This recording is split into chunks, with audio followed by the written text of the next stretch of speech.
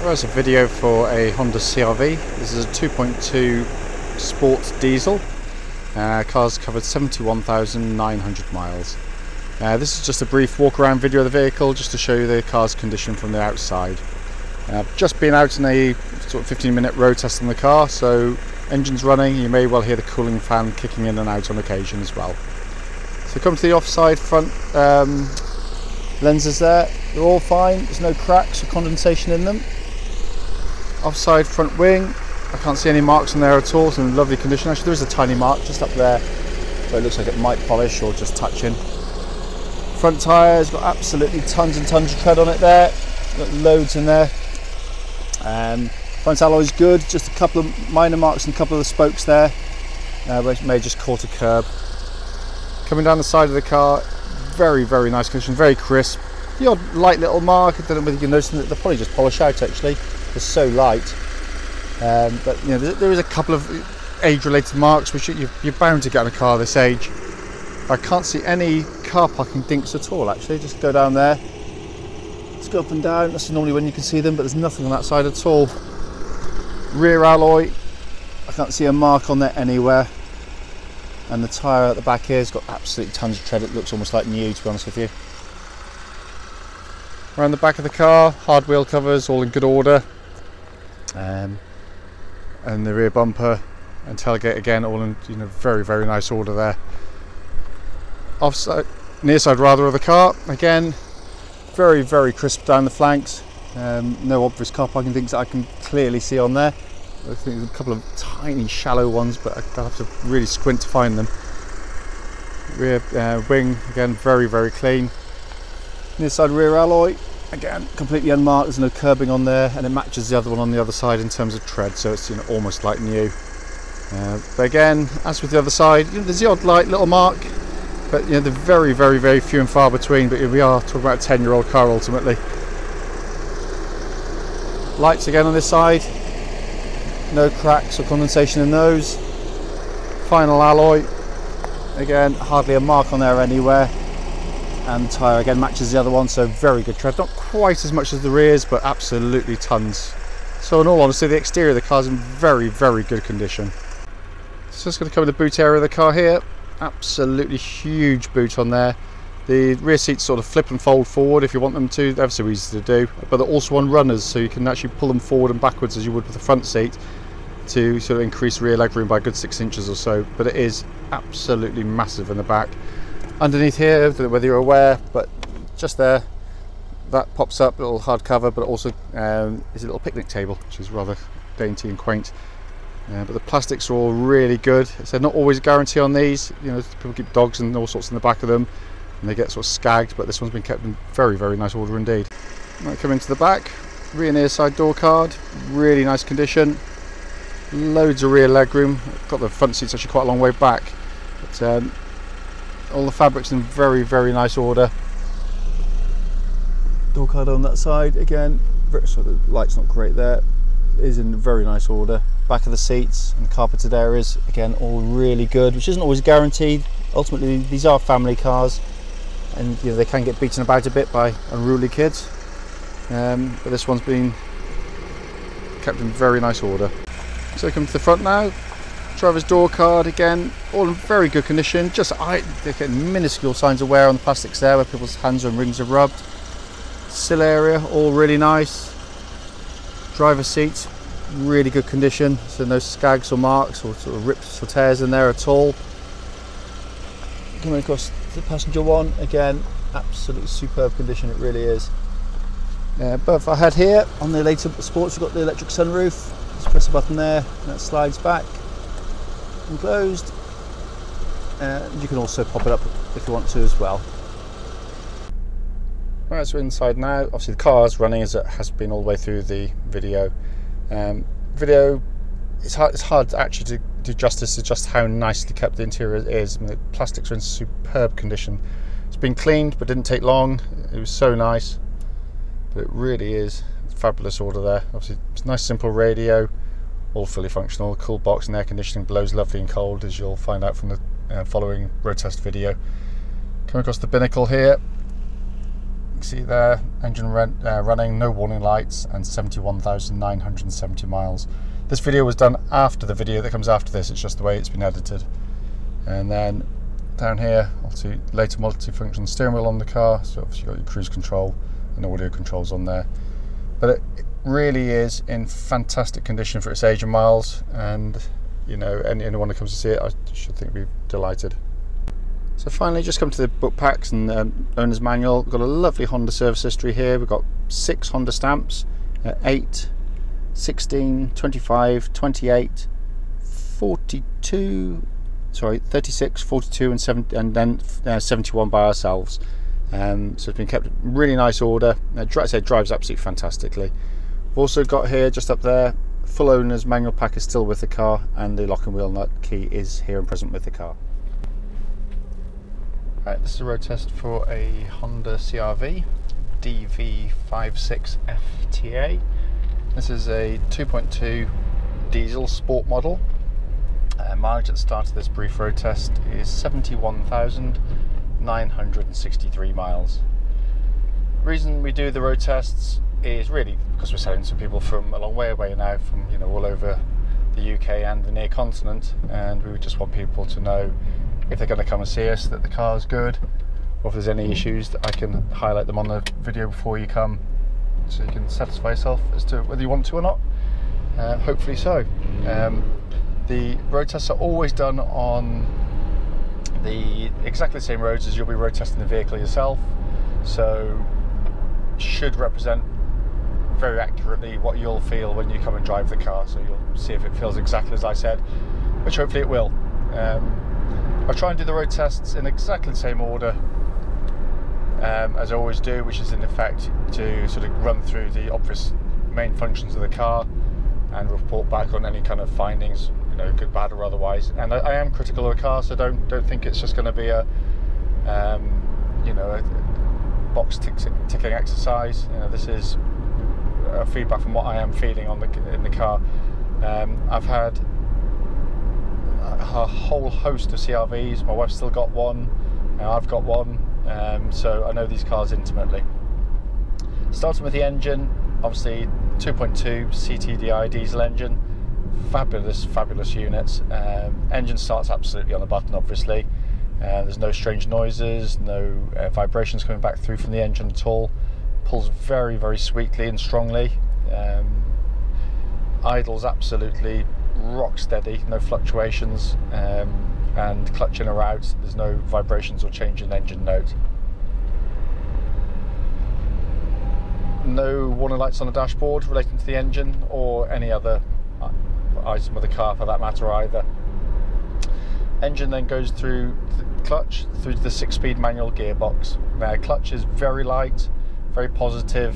There's no dry squeaking noises or otherwise from the clutch pedal, and it bites really, really well indeed. The gearbox is a classic Honda affair, lovely, positive, very accurate, very easy to use 6-speed manual gearbox. Shifts are very, very well judged. It's got a lovely heavy mechanical feel to it without it being notchy or cumbersome in any way, but it isn't lifeless and vague like you get some gearboxes. You just know exactly what gear you're in, you'll never get lost in it. It's what Honda do brilliantly well, and they're famed for their engines, and quite rightly so, but the gearboxes are absolute work of art, they really are. Car tracks absolutely bullet straight. There's no vibrations coming back through the steering wheel at all, and the steering has not a hint of vagueness or looseness to it in any way. Feels very much as it was when it was new. Likewise with the suspension, again they're very, very comfortable cars actually, these CR-Vs. They run on quite unfashionably high profile tyres, which is not good for the kind of the boy racers of this world to look at, but for those of us with aging spines, it's it really is a very, very comfortable vehicle to drive along in. The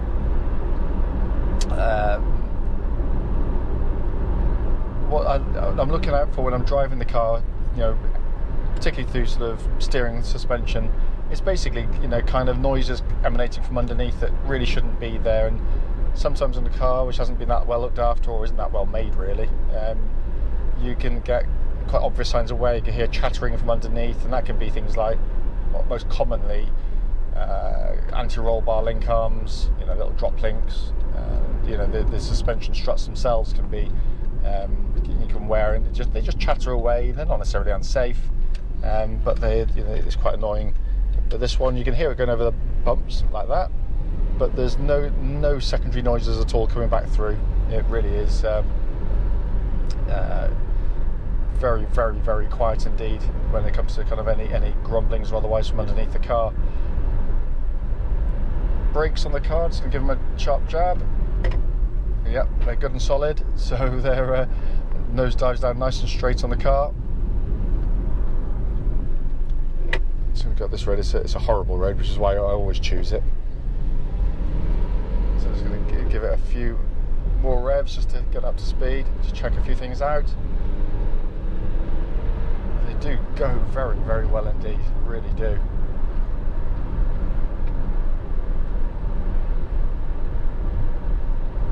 Just going along here, just want to check the wipers. It's a bit of a pet hate of mine. I don't like smeary wipers on cars, and they're pretty good. It might be this driver's one might need looking at. Just get rid of all the dust that's on there. No, actually, they don't. It's pretty good actually, to be fair.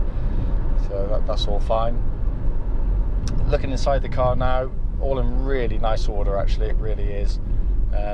Very, very high quality machines inside. You know, they don't shout it. They're not in your face like the Germans. You know, they're just beautifully assembled. Every control you touch, even the secondary ones, have a really beautifully engineered feel to them. They really do.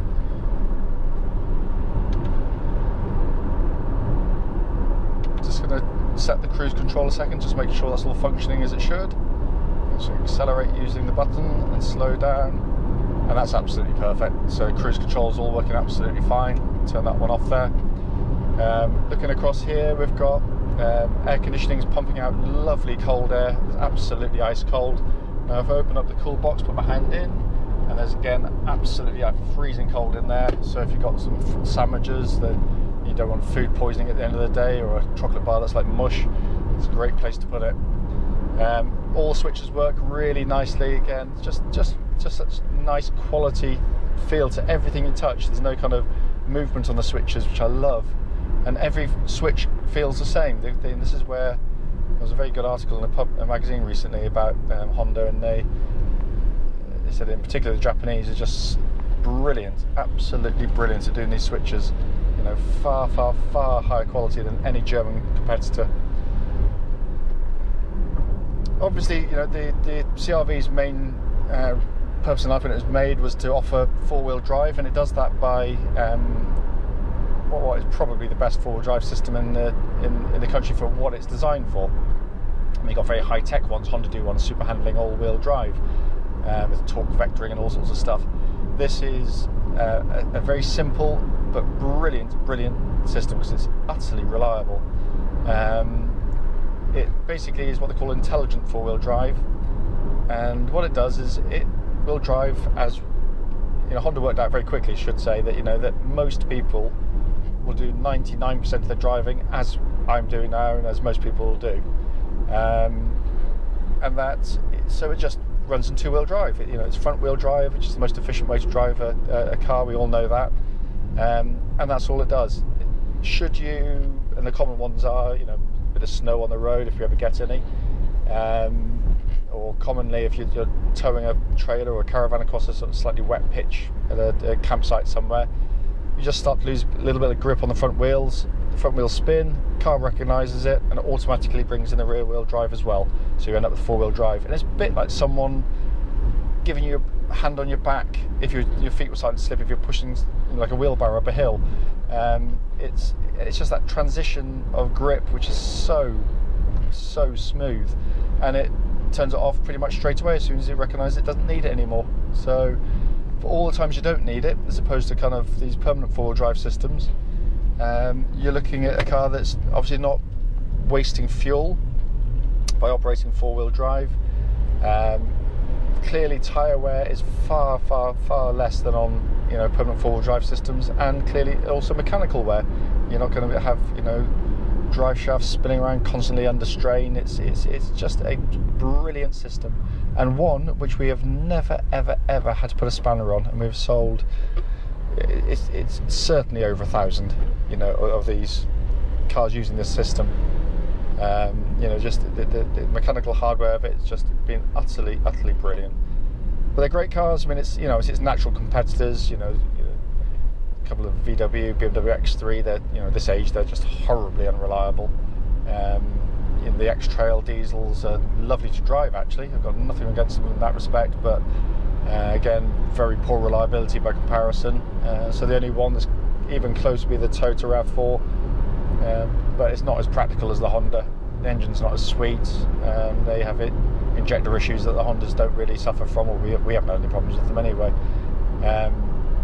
So, you know, for what you get for your money in terms of kind of reliability and otherwise, you know, the Hondas really do stand the test of time very well indeed. But anyway, that effectively concludes the video. Sorry, just come to the dashboard a second. Just obviously, this is the later version dashboard. Temperature gauge is exactly on a third, which is where it should be. All the switches I touched have worked perfectly. The gauges are in superb condition. So I forgot to mention that. So, but yeah, no. Basically, if I've missed anything on the video, please don't hesitate. Do give us a call. But based on what I've found on the vehicle, sort of thus far, then, you know, I'd wholeheartedly recommend it. It's a really lovely example, you know, of what is a, you know, a hugely popular car.